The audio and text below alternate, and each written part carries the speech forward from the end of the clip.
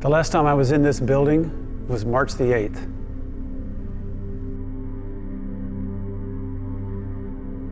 I remember seeing one person in the congregation that day wearing a mask.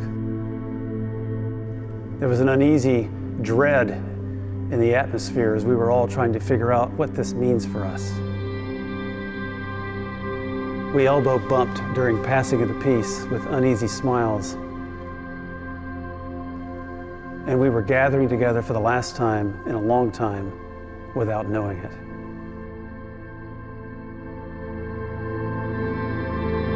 And here we are, 8 months later. Our entire ministry pivoted to online. Our community came together, our lives intertwined with all of those seeking a more just and generous city and nation over the summer. Our participation has never been higher. Our reach has never been further as we continue to grow our online presence. And our compassion for one another and for our city has never been more palpable. How did this happen? I believe our key values of rootedness, curiosity, and belonging have served us well in this pandemic.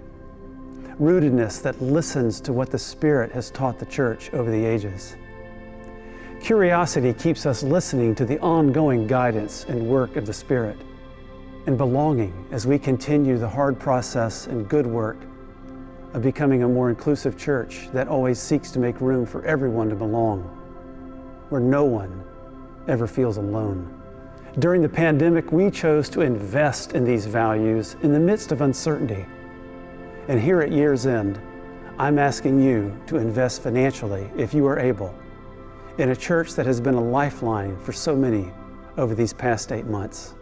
I've gathered some ministry leaders with me here today to talk about what that looks like for them. When we talk about these values, we have to do so, I think, in the midst of community. And we've experienced so much dislocation over these last 8 months, and I know that our goal as a church has been to try to create connection for people, to try to create ways for people to stay connected to one another so they can have the ongoing support of our community. So let's talk a little bit about these values. Before we do that, I have one question for you before we get started. Do you miss the Russian Center? Like, what was coming up for you as you walked up those steps into this building today?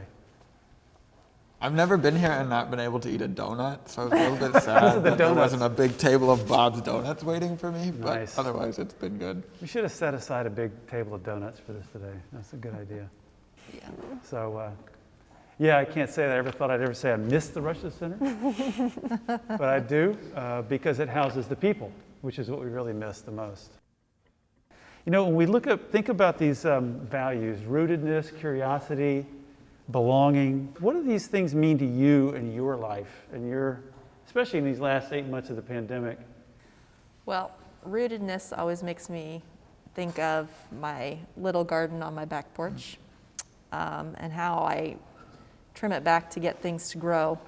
It's interesting for me to see where the growth comes out and to ask God for the lessons and what I'm supposed to learn. I've enjoyed seeing where the growth has happened in new and different places since this has happened. Thank you. Yeah. I think for myself and for a lot of people, when the pandemic started, there was this big fear of isolation, that we are all going to be trapped in our own homes and not going to know what that looks like. And as it concerns church, there was this like novelty at first, but I think that quickly wore off. And I think questions of belonging just become really poignant and maybe even scary. Yeah, I think for me, rootedness is like something that's like forced right now. And I like that in the pandemic, I'm being forced to be rooted in something. And so all of the unhealthy patterns of my life have kind of been exposed, whether it's like overworking myself or not developing like healthy rhythms, around like mental health, or, spiritual practices integrated in my own life.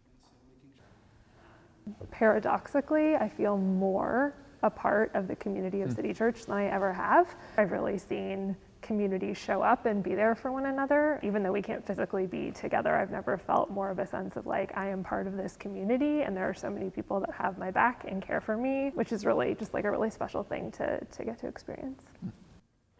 So, you know, we're a church that over the course of this summer in particular, with the rest of the nation's unrest, we tried to become more aware of the racial inequalities in our country, of the ways that systemic oppression and injustice work. I'm wondering how these values of rootedness and curiosity and belonging help us to be a wiser church and a more engaged church when it comes to social justice. For us who are really passionate about social justice, it means not being satisfied with the status quo. Okay. And so Good. remaining curious about, okay, like, how are we complicit in these injustices? Like, how are these forces shaping us? And having the willingness to stay curious and actually engage these issues together as a congregation, I think takes a tremendous amount of courage. So we've kind of hit the values, and we've all tiptoed a little bit into what next. So what do you think stays the same, and what do you think are some things that change?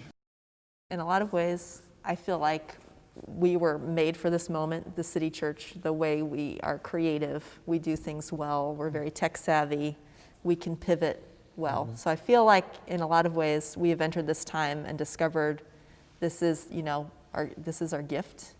My dearest hope, I think, for our community and our church is that we hold on to that sense of clarity around racial and social justice, like you were saying, Joshua, around community, around relationship, around really fighting to be this place where everyone truly feels that sense of belonging.